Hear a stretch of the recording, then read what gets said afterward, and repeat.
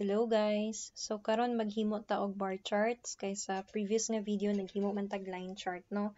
So the same data atong gamiton. So naa kay 12 months dire, naa kay income sa imong online selling kada bulan ug sa physical shop nimo kada bulan. Then sa column D nato naa ang total nga income sa matag bulan. Karon we will create bar chart. So ang nakanindot sa bar chart is pinaagi sa iyahang katas-on, makita nato dali ang up ug down sa ato ang data. So let's say gusto lang nato very simple, every month pila ang ato ang mga income. So just click insert again. Okay, sorry. Start dinhi, you highlight all your months, press control on your keyboard. While pressing it down, you highlight the total income.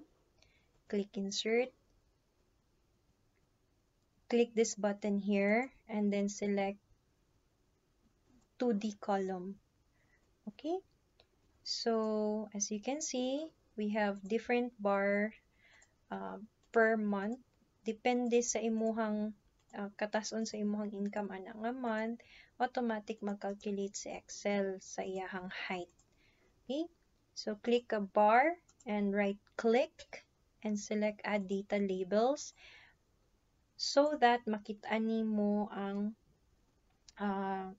data table information or ang info sa kanang imong halin kada buwan. So this is the simple one. So another one is maybe gusto kag chart nga magpakita sa imuha sa breakdown between sa online selling o physical shop.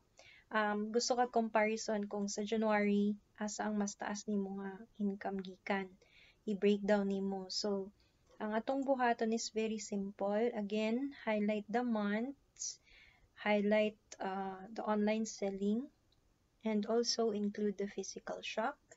Click insert, click the 2D column again. Okay, and there you have it. Very easy lang. Makita nato dinhi nga ang blue nagrepresentar sa imuhang online selling income. So again, right click on blue bar and select add data labels. And for your orange bar, nagrepresentar ni siya sa physical shop income nimo kada bulan. You see sa bottom na ang legend nimo nga mga bulan. Okay? So again, for your orange bars, right click and select data labels. Okay, so from there makita na to easily nga sa every month, let's say mutan-aw tas January no, mas taas ang atong kita pinaagi sa physical shop kay mas taas man ang orange. Pero kung tan-aw na tong July, sa July mas taas ang blue. So makaingon ta nga mas taas ang atong kita sa online selling kaysa sa physical shop sa July nga month. So again, diri atong pwede ilisan ang title.